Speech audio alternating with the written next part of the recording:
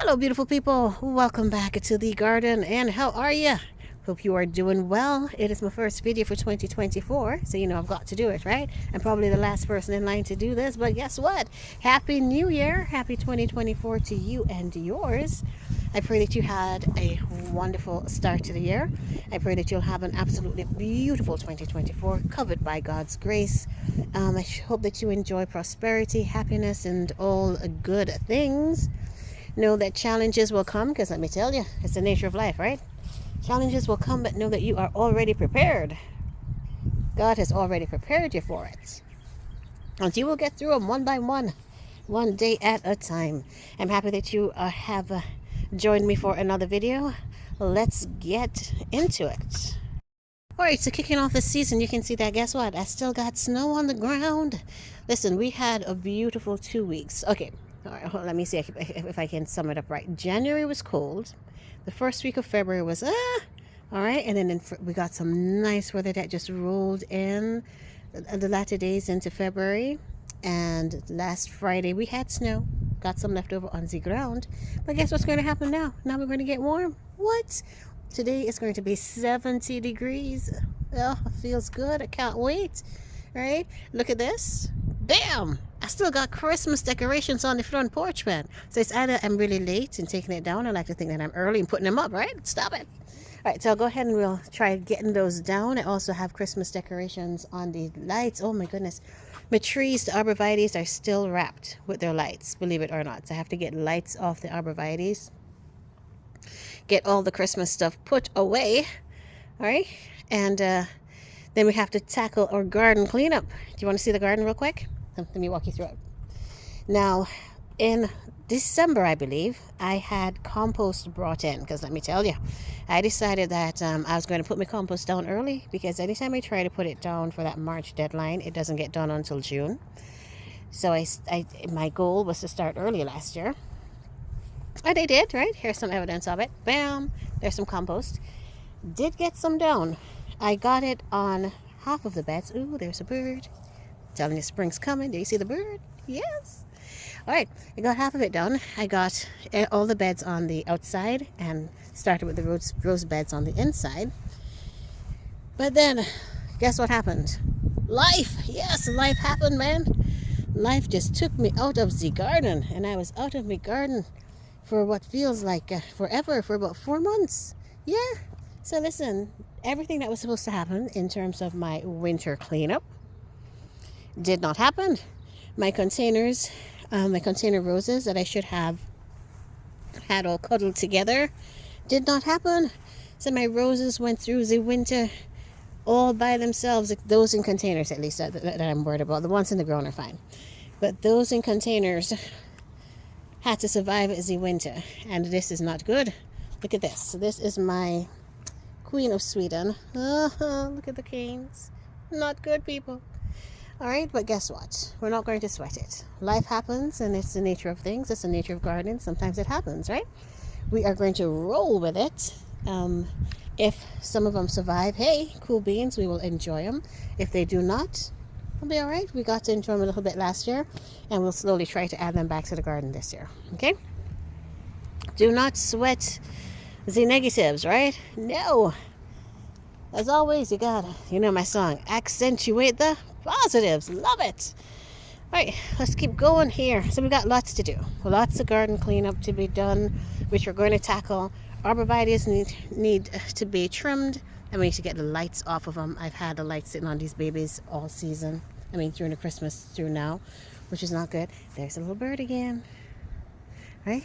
We're going to have to start thinking about protecting our roses from the bunnies. So we've got to start thinking bunny protection. So lots and lots and lots to do. Right? Enough to keep us busy. Right? Made it around and through the rose walk.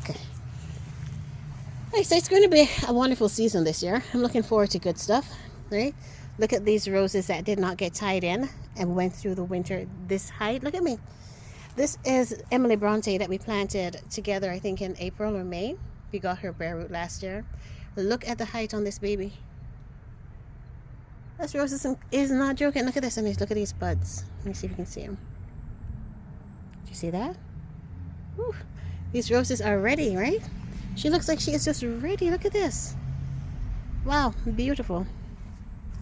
Right, we're what, February 21st? Yeah, it's February 21st today. So, oh, yeah, just a quick look at the garden. All right, beautiful people. So let's move on to what we're going to be doing today. Take a look at these beautiful plants in front of you. Yes, this is the Loropetalum. Not quite sure exactly what variety. And this beautiful angel hair right with the green is, I think it's called Purple Glory Flower. It is, well, it grows in zones 9 through 11. I'm gardening in zone 6B, so for me this is going to be grown as an annual. It blooms the most beautiful, delicate, purple flowers that are so gorgeous, right? I'll put the name on the screen. I've searched for it forever. Since I saw it, I was like, you know what? I have to take this home. Every one that I passed, right? They were all in bloom. Most of them were in bloom and looking so absolutely gorgeous. Absolutely gorgeous. So I'm saying I need a little bit of that spring in my garden, right? I tried to pick the ones that were a little further behind in terms of the bloom phase. So these are all loaded up with buds right now. Hopefully we'll be getting blooms from them soon. And of course, once they do bloom, I am going to show them to you. Absolutely gorgeous. I love this flower. And then the Loropetalum, again, I'm not quite sure exactly what variety. Right? So these, in my first time experiencing these was in my mother-in-law's garden. Can I tell you, she has the most beautiful garden. She gets me started for the season. Everything that you're looking at here, I've seen in her garden and saying, no, I have to get it. I have to grow it, right? If it's even just for a few months, I have to have those blooms in my garden. So she had this there beautiful, beautiful purple foliage plant. Gorgeous. Look at that. Gorgeous. Stop it. Right? Even without the flowers, so absolutely gorgeous. I'm going to be potting these up, hopefully with the intentions of having them grow through the season for me. Again, I know it's a little early to have annuals in my zone because my plants haven't even started waking up yet, right? I'm going to baby these. I'll be taking them in and out of the garage as needed. I'm thinking daytimes in the sun, night times in the garage. Hopefully, I'll be able to keep them alive until warmer weather rolls around in about 4 or so weeks. And then I'll be able to show you just absolutely beautiful plants growing in my garden, right? Love it. Okay, potting mix. Now, from what I've read, both of these tend to favor acidic soil. So I went ahead and made my own little soil mix as usual, right? My soil mix consisted of some cow manure, peat moss. I used some pine bark nuggets. Right? Read online that that's actually very good for building an acidic soil profile. And also used my regular Scott's topsoil. Let me show you. There you go. That's my regular Scott's topsoil that I use in all of my potting mixes. Now, I don't normally buy potting mix. I always mix my own little concoction that way. The plants have done pretty well so far in that mix. I have used topsoil, and maybe when planting my annuals, I said topsoil. I have used bag soil, container soil, for my annuals, and it has worked out okay too. It does take a little bit of time to build, to get everything all mixed up and blended in together, but I think it's a more affordable way for me to go, especially when I'm filling containers that are this size, right? 19 inches and plus. Okay, I also added some Hollytone. Because this I saw on, I think, whose channel was I watching? I'm not sure. But you know, when we sit down and we binge watch your YouTube garden channels, right? One of those had a video on building that acidic soil, and they used this in the soil itself when mixing that soil mix. So I'm trying it too. All right, let me go ahead and we'll start with these little angels. We'll get these guys potted up here really quickly, get them watered in, and then move on to the Loropetalums. All right, loving it. Enough for talking. Let's get to planting. These guys are beautiful. Let's see. Lots of little weeds are in there. Late in the evening here. My hair is messy, so I'm going to put my little hoodie on so that you guys don't see my messy hair. I tend to get really messy when I work in the garden. I'm always really messy, can I tell you? I just get some of the weeds out. So we don't want to be planting those. Let me make sure that these are weeds indeed. The actual plant itself. Right. So just cleaning off the very top, getting out any little stragglers that we see on the top here. We don't want to be planting those, right? We do not need them in the garden or in the container. Some of these guys are so hardy. Serious. If they get into my garden, I'll have these weeds just everywhere. No idea what they are, but they're very, very hard to get rid of once they get going. Alright. Let's get this baby in, people.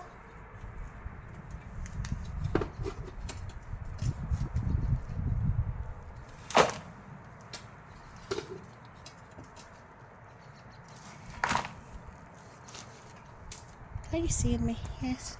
Hopefully you are seeing me. Or you're seeing the container. It is on the ground. Right?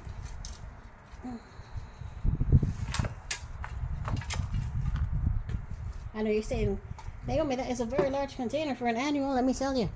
My hopes are that I'll be able to keep this baby. Somehow I'm going to figure it out. Be it that I'm going to get a portable greenhouse or something that I can set up.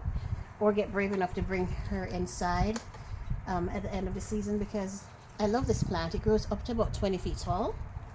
And what I've read suggests that you can grow it as a house plant. Right?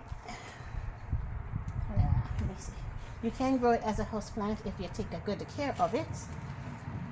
And I'm thinking a couple months inside to enjoy several months outside will be a good thing. Okay. Stop this off a little bit.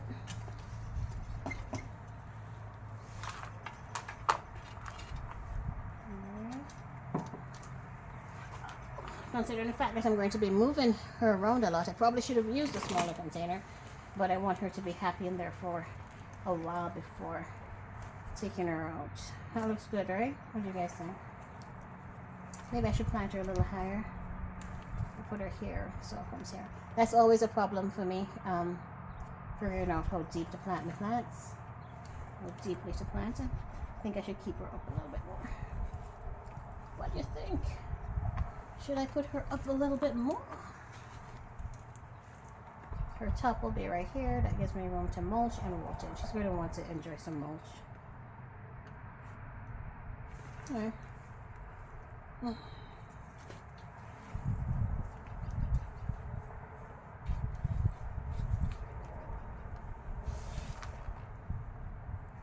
Never mind the messy here, people.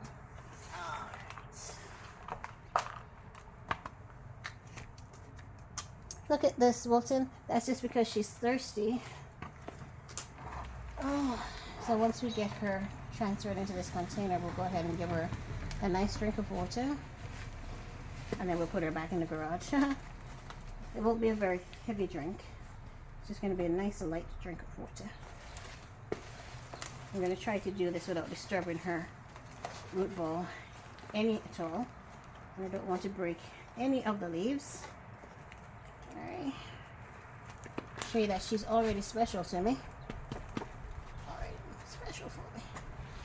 Alright, come on up. Come on. Oh, she doesn't want to come out. Hold on. I don't want to damage anything.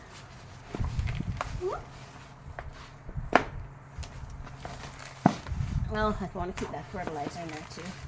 Hold on. Oh, you know, the fertilizer that they put on top of the plants always comes out when you're trying to get it out. So I turned it over the containers that if it does fall, it will go into my potting mix. I don't know. Stop it. I'm going to cut you if you don't want to come out, you know. There you go.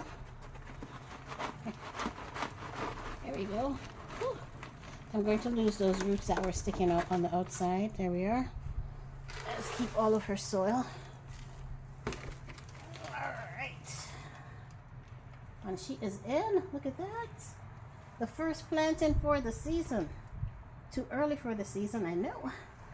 But we are going to baby this baby. And she's going to survive for us. Oops, hopefully there is enough food to keep them happy. Keep her happy for a bit. Whatever I'm missing in terms of, if I'm too low, I'll go ahead and mulch her over with some cow manure.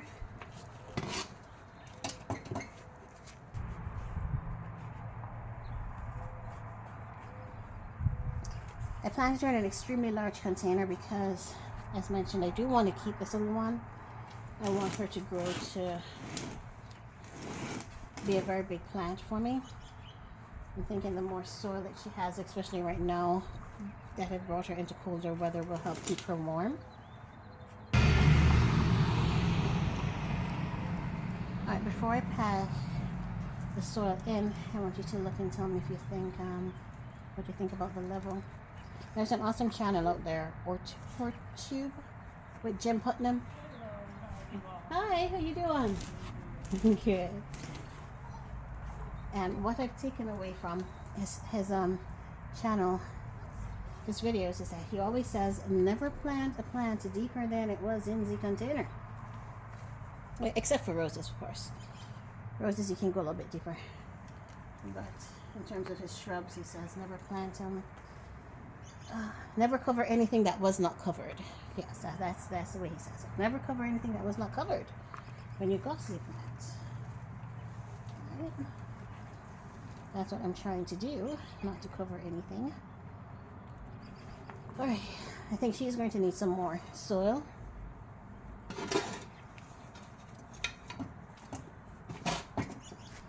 Alright, looking good, Mommy. Looking good. Isn't she not looking good, people? Alright. So I've tried my best not to cover anything that was not covered. Alright. Because it does cause, I think, I realize it causes the, what's that word? The trunk of the plant can actually start rotting if you do that. Alright, there's number one. Let me pull back. There's number one. Let me pull you back so you can see it. Love it. Let's give her a little water. You see some little droopies here? And I want her to have a chance to drain before I,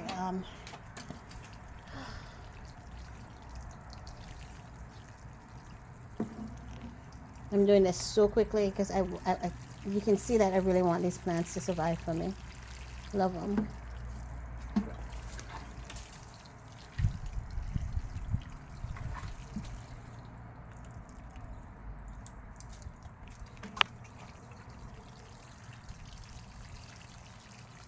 Alright.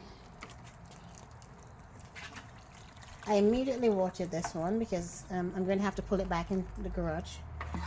Don't want her sleeping outside tonight, but I do want the water to drain, so to have drained off before I pull her back in. So we got her something started there. Oh, it looks nice. It makes me feel like a spring has sprung. Right? Let's do number two here. Let's see if I can along the sides here. She's not planted properly yet. She needs some compost on top. You can see that. I'm seeing this thing here. I don't know if this is her or if it's a weed. Let me pull it out in case if it's a weed. Don't want to throw it in there. All right, that was number one, people. Let's move on to number two.